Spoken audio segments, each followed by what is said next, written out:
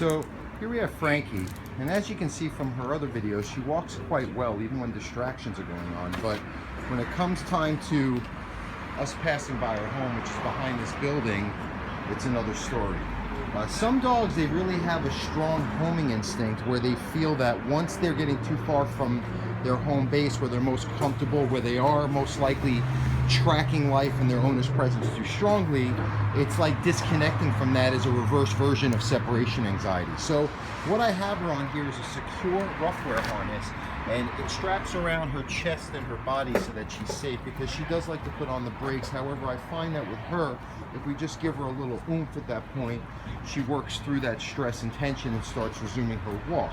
So what we get from that is her to learn that her best efforts to try to, get back to her home base are going to be futile, because we can work it through in a safe and fair way. So we don't want to be pulling her by her neck, so I have her on both. I walk her with a training collar, and I have the harness here at these moments because we're going to try to get past here. So let me show you if I can do this.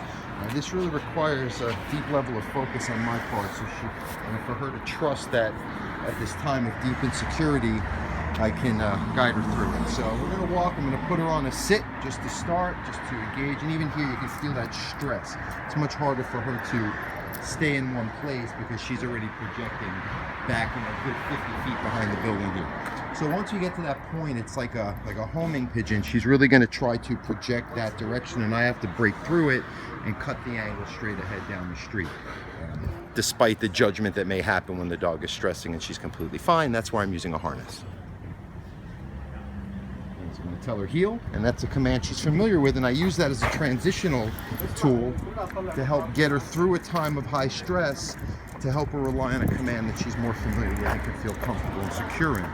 So we're about at that point when we get to this side alley, we're going to work it through, and all I'm going to do is put some pressure on the leash, and the worst it's going to do is just pull it behind her armpits, which is certainly fine, as long as you're not dragging a dog or they're alligator rolling.